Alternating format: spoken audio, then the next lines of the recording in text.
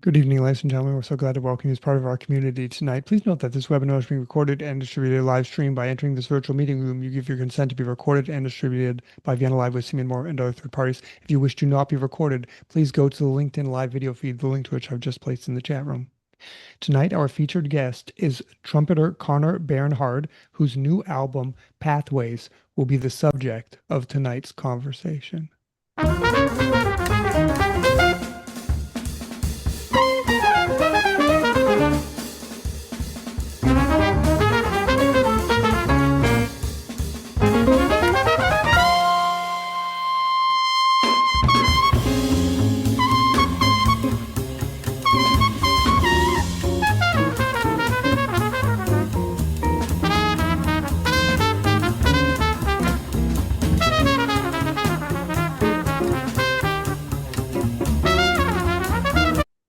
Welcome, Connor. Hi, it's good to be here. Thank you for having me, Simon. Connor, so tell us a little bit about where you come from, how your musical tastes were formed, and the moment you decided, okay, I'm going to pursue a career as a jazz trumpeter. Well, I grew up in Crystal Lake, Illinois, which is a northwest suburb of Chicago. And I grew up with a pretty musical family. My father played saxophone a little bit in the 70s on a professional level, and then ended up going back to school to get a law degree because he wanted to be able to support a family, which worked out well for me. But he was he would always play music for me as I was growing up. I tended to like go to like rehearsals and like rehearsal bands he would play in, and just be around music constantly. So I feel like from a pretty young age, I knew I wanted to pursue music as my kind of life's work. I actually started playing guitar when I was 7, and that's what I actually studied most of my life coming up to like college. I picked up trumpet at like 10 just because my dad wanted me to have a band instrument, but I wasn't very serious about it. I, could play it and eventually, could play jazz because I could play guitar and, knew the sounds and chords, the shapes of everything. And it developed my ear early. So when it came to college, I basically got all my kind of scholarships on trumpet. I double majored at Northern Illinois University, so I was studying with Art Davis on trumpet and then Fareed Haq on guitar, and also then Ron Carter, the renowned educator. So it was a lot, and then I took quite a long time off of guitar to just pursue trumpet since the instrument's so demanding. And I, needed to kind of put that time in. So it was clear to you right away, okay, already when you were young, I'm going to pursue a career as a musician. Yeah, it always seemed like something I wanted to do, though my dad being, the pertinent person he is would always tell me, he was like, yeah, well, you're completely supported, doing what you want in music, but like you should probably find some type of, avenue to make money besides that.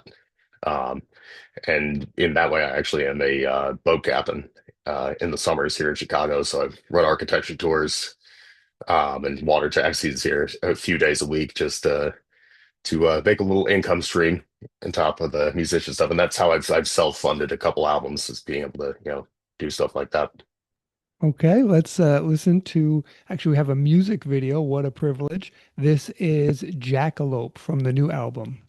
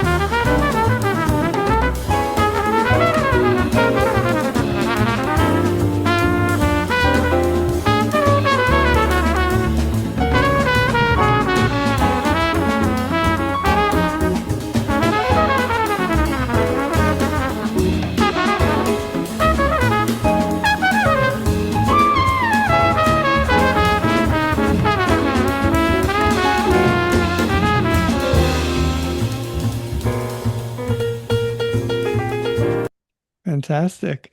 Tell us, Thank you. what is the story behind this new album, Pathways?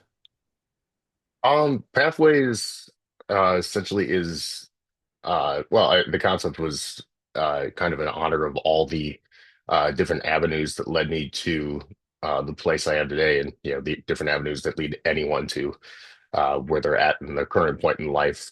um, which is kind of like if you look at the cover of the album, that was kind of the concept of there is, three kind of different paths diverging into one. It was kind of like the original concept. I worked with an artist and kind of gave him that, and he made, a beautiful collage of, yeah, what's there. He's actually a collage artist in Chicago. That's all like found media from like searching through like basically like used bookstores and like just thrift shops and things like that.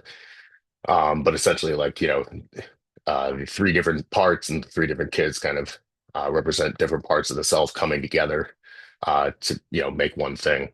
And kind of the different pathways are coming from you know uh the suburbs where I'm from, going to the city. I also spent a lot of time up on the Door Peninsula in Wisconsin, growing up, which kind of like is the water and farm part in there. That's kind of where I got into eventually, driving boats for a living. But it's like, all the paths that lead us to what we are, and make us the people that we are today. And yeah, we have things on the album like Jackalope is, it goes back to my childhood. Going to the Wall drugstore in Wyoming and seeing jackalopes mounted on the wall, these mythical, half hare, half antelope type animals, and things like that. Support for my family. Um, Claudio is dedicated to Claudio Roditi, late trumpet player, who's a big influence on me. Moo the Mooch is are dedicated to our family dog.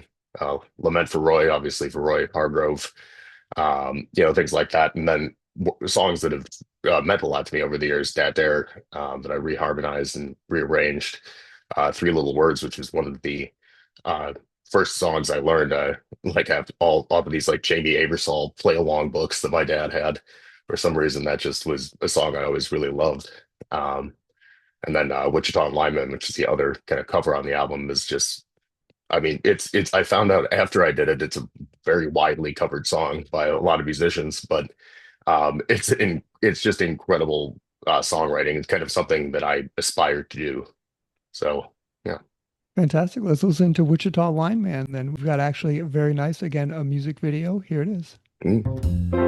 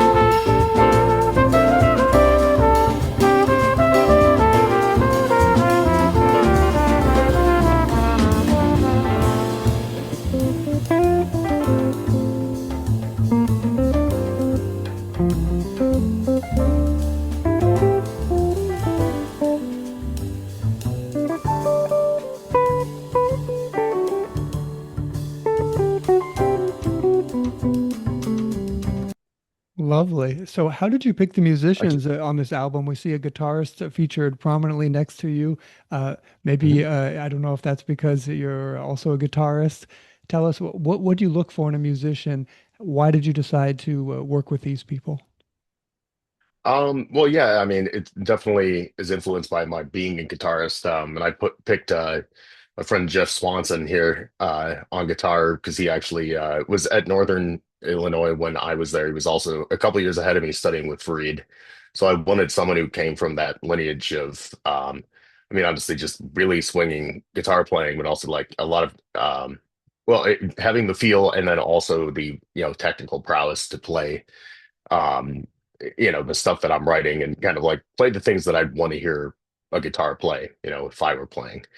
Um, and then I have Julius Tucker on keys, who is just ever since I met him, he's just like a bright light of a human being. He's just as good of a musician as he is. He's an even better person. He's just a wonderful person. Like that's a huge thing for me. I'm not really interested in making music with someone I don't um, you know, I guess identify with on an ethical level or personal level. Like I'm not it's about, having a connection. Like there's very few gigs that I play with people I don't like. And that's usually just because by chance I don't know, I'm playing a wedding or something. And even then, I mean, I don't know, if you make music with someone, you find some common ground, I think a lot of times. But for me in the band, I want someone who is, a just a I look up to as a human being and a musician. Like all these musicians are just, I mean, killers. Like every time I play with them, they blow me away. Clif Wallace is a good friend of mine, and kind of become a mentor at this point. He knows every recording ever made. It's insane. It does a lot of like DJing. And he's has a big band that I play in. It's one of the best big bands in Chicago. And he's the most swinging drummer and probably the most responsive that I've ever played with. He's always listening. Um, any type of rhythmic thing I get on, he's like right there with me, and he really drives it. Um, Evan Levine is the bass player, is another person who like is a complete monster on his instrument, but then just a wonderful human being. Um, he's uh, also, I mean, he can play a bunch of instruments, but I, I I like a bass player that plays bass or can play almost like a guitar player. He can, he'll just rip lines on bass that don't seem like they could possibly be there. Um, on top of that, having just a great groove and a great lockup for the rhythm section. Okay, let's have a little look at our third music video. This is Support.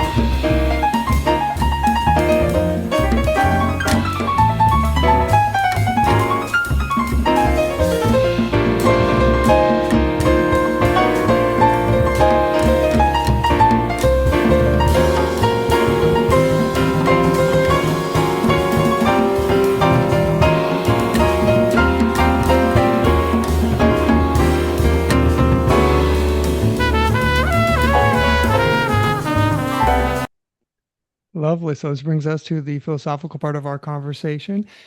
Quote, the composition support is dedicated to Bernhard's family, who have been supporting him without fail for his entire life, from his saxophone playing father taking him to rehearsals from the time he could barely talk, to attending church choir with his mother and performing with that ensemble from an early age, to his sister exposing him to modern music like rock, pop, and reggae.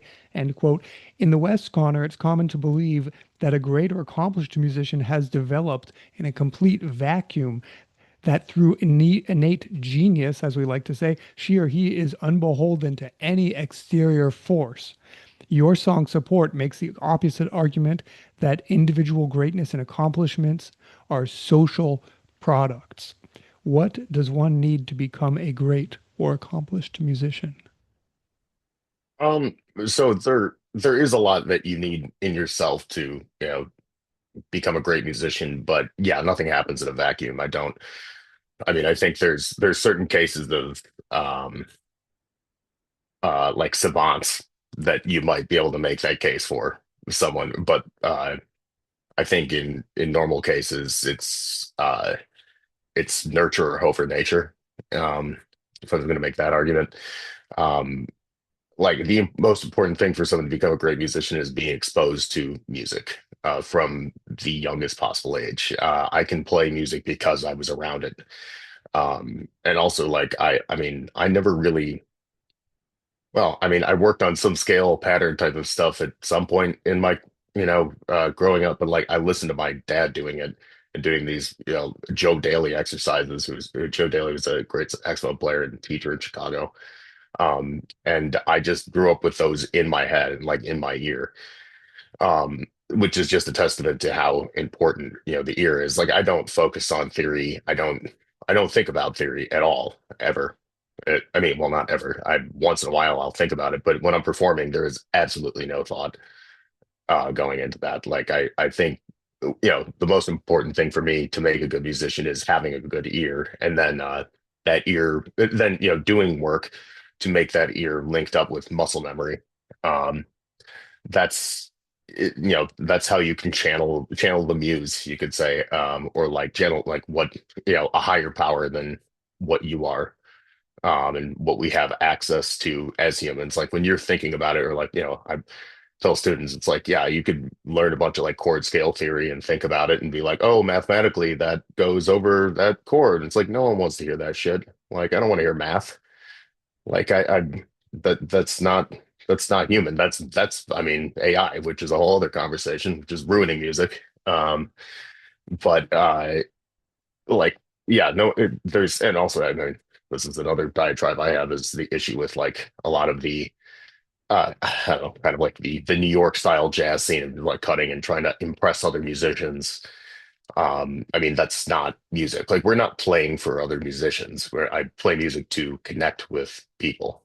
Um, and I don't feel that, playing you try, the straight eighth notes for 10 choruses really is connecting with anybody other than yourself, and trying to impress your own ego and, other people's egos, which is, in the end, not important. And Connor, you decided to stay in Chicago, your hometown, to pursue higher education in music instead of going to a place like New York, as you mentioned. Is that important? Also, an important thing to choose the where you study, with whom you study.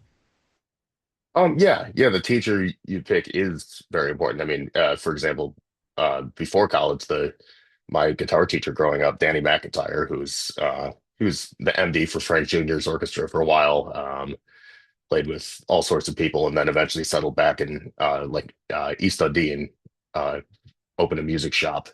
And he was really big on ear playing. He never really tried to force me into like theoretical thinking or anything like that. We would just play tunes. Like that's most of our lessons for years, was just playing tunes, playing standards and listening to him play, and like going back and forth with each other and learning to kind of sing through the instrument. I think the place that you're at does matter to a point. I mean, it really mostly matters. It's really, I remember Ron Carter saying this at some point.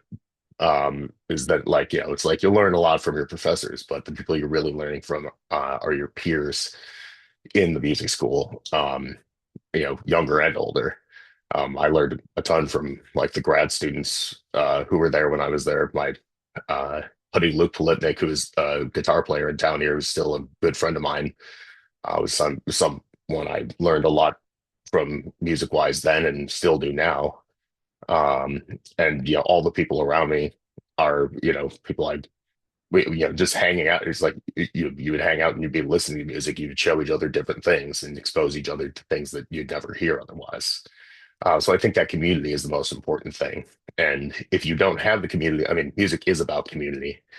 And that's, I feel like that's lost in a lot of places. Chicago, there is a big emphasis on the community and, um, I mean, kind of caring for each other, and cultivating that type of thing rather than like just everybody trying to, it's good to try to be the best, but if that's all you're worried about, you're going to live a pretty sad life.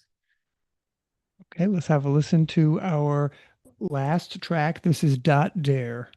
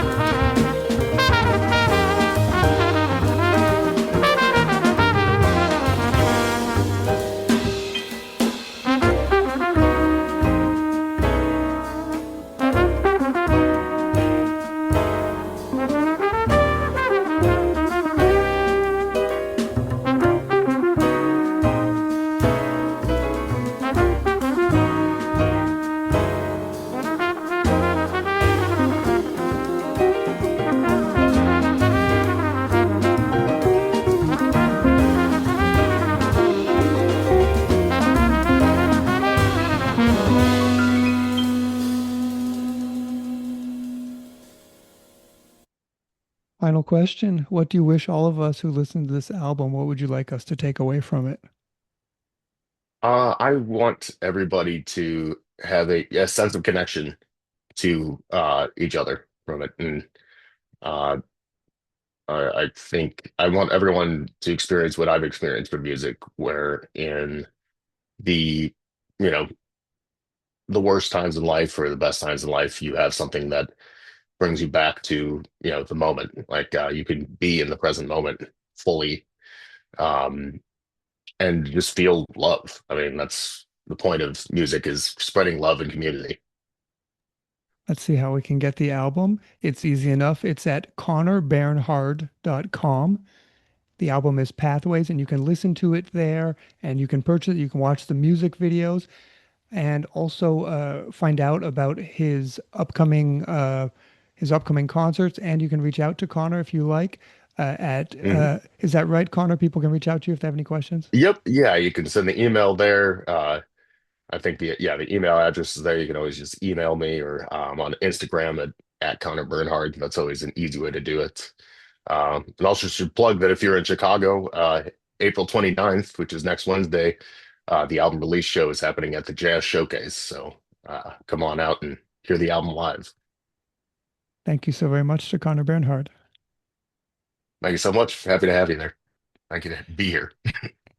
And before we go, I'd like to take a quick look at simeonmora.com, where you can find all information about upcoming shows, and bring your attention to our sponsorship campaign that's currently happening for $5 a month. You will receive one Vienna Live Celebrates 5 Years mug. For $10 a month, you will receive one Vienna Live Celebrates 5 Years mug and one Vienna Live City tote. There is also an option to sponsor the show for without any minimum, as much as you'd like. Just click on one-time payment custom.